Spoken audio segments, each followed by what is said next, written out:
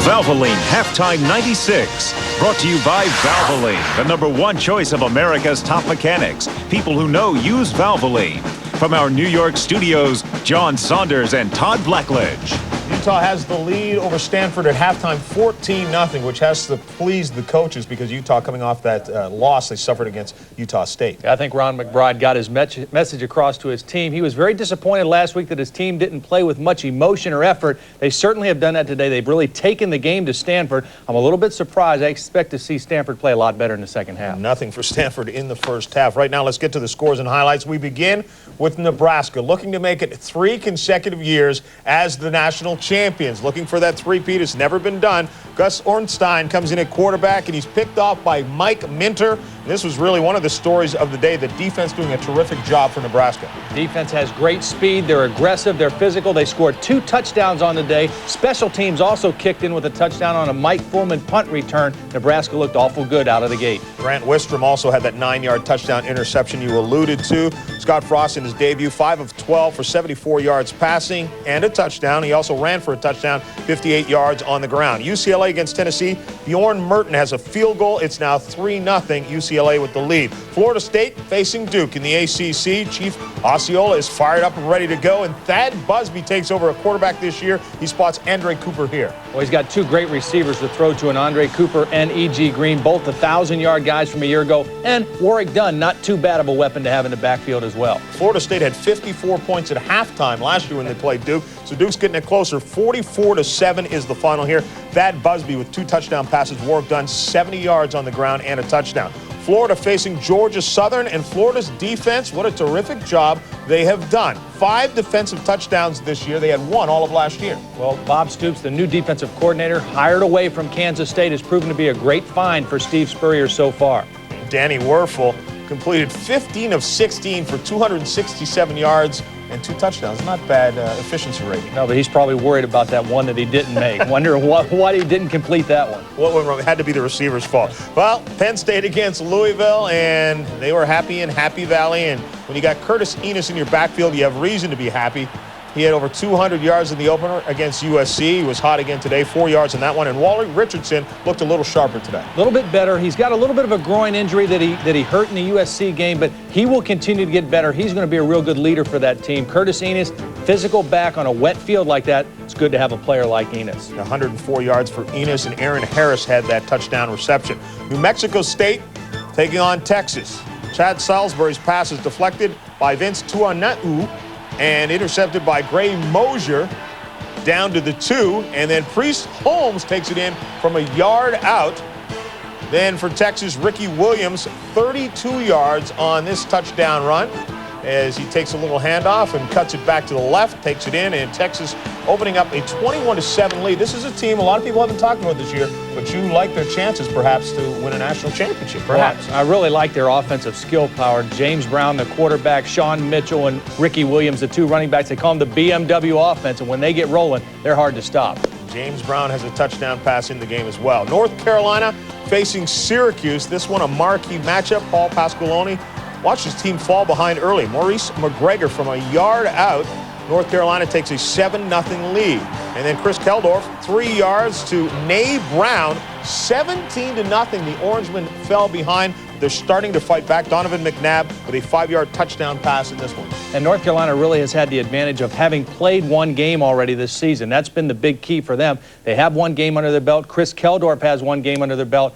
But Syracuse starting to tighten the gap now. Yeah, that's why Syracuse started slowly. This is their first game of the year, but they're starting to come back. All right, the Ohio State Buckeyes just clobbered Rice. 70-7 is the final. The most points since a 70-6 victory over Northwestern back in 1981. 632 yards of offense. Well, everybody thought they were going to struggle a little bit on offense, trying to replace all the guys that went to the NFL. Stanley Jackson did a great job in his first game as the quarterback. And the Ohio State defense, they returned 10 starters from last year. That was going to be the backbone of this year's team, but a great start for the Buckeye offense. Guppy Pearson with 3 touchdown runs in that game. Miami blows out the Citadel. 52-6 is the final there. Ryan Clement, 13 of 14, 196 yards and 4 touchdowns. Northwestern against Wake Forest. Wake Forest, a very talented, although very young team here. The punt, Trip Morris fumbled by Brian Musso, recovered by Mark Makovec. And Wake Forest is in business once again. John Lewis from 7 yards out takes it to the left. He gets hit at the 5 and still powers his way into the end zone for the touchdown. Darnell Autry has a touchdown. It's now a 13-10 game. Wake Forest surprising. And what a difference a year makes. Last year, Northwestern never turned the ball over. This year, a turnover leads to touchdown. And last year, they were never playing with a target on their back. Northwestern is a marked team this year. Teams are trying to get a shot at them. It's in the third quarter now. Southern Miss loses to Alabama. 20-10 is the final there. Freddie Kitchens had 2 touchdown passes. Virginia Tech ranked number 15 and tied with Akron at halftime. It's 8-8. Tyrone Ryan, a 1-yard touchdown run for Akron. Houston facing LSU, the first time these teams have ever met, and Houston has the lead. LSU ranked number 17. Fresno State faces number 18 Auburn. Damian Craig, 7-yard touchdown pass, a 23-yard touchdown pass, and a 1-yard touchdown run.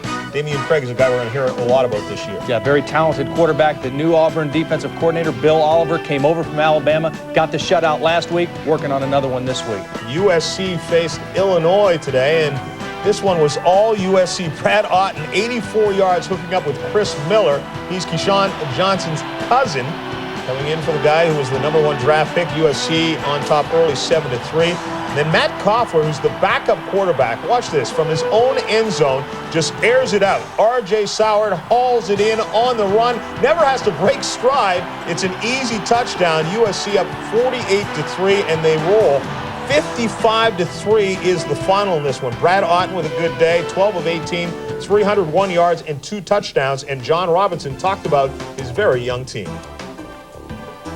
This is an extremely young team. It's the youngest team I've ever coached, and I think it's a talented team. And I was pleased to see us come back this way and to come back and have fun playing. We didn't have any fun playing in that first one. We had a lot of stage fright and all that, but we'll get better as we go.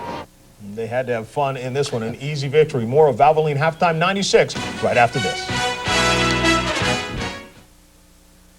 Valvoline Halftime 96 is John Saunders alongside Todd Blackledge. We're going to get you out to the second half of your game in just a moment. But right now, let's update this score. Northwestern fighting back against Wake Forest. They have now taken the lead.